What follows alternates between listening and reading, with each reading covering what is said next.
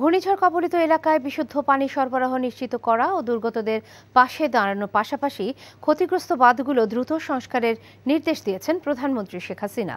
মঙ্গলবার জাতীয় অর্থনৈতিক পরিষদের নির্বাহী কমিটি একনেক সভায় তিনি এ নির্দেশ দেন। পরে সভা শেষে সংবাদ সম্মেলনে পরিকল্পনামন্ত্রী আব্দুস সালাম জানান, ঘূর্ণিঝড় রিমালের ক্ষয়ক্ষতি সম্পর্কে প্রধানমন্ত্রী অবগত আছেন। তিনি তৎপর ছিলেন বলেই ক্ষয়ক্ষতি কম হয়েছে। জানান, ক্ষতির পরিমাণ দ্রুত নিরূপণ করতে দুর্যোগ ব্যবস্থাপনা ও ত্রাণ মন্ত্রণালয়কে নির্দেশ দিয়েছেন প্রধানমন্ত্রী। এছাড়া একনেকে 14,337 কোটি টাকা ব্যয়ে 11টি প্রকল্পের অনুমোদন দেওয়া হয়েছে।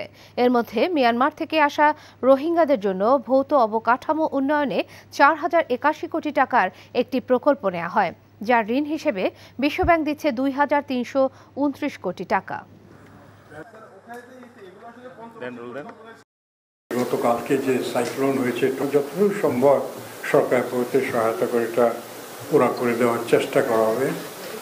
বিশেষ করে মাননীয় প্রধানমন্ত্রী পানির জন্য বলেন, পানির ব্যবস্থা করতে যাতে পীড়া না দেখা দেয়, এটা হলো বড় প্রয়োজনীয়তা।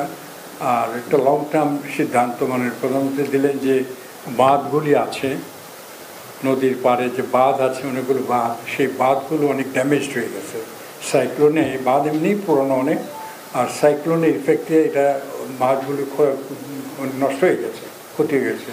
তিনি আদেশ দিলেন যে যত দ্রুত সম্ভব এগুলো সংস্কার করে কার্যকরী করতে হবে। বর্ষা আসছে, আরও কষ্ট বাড়বে মানুষের।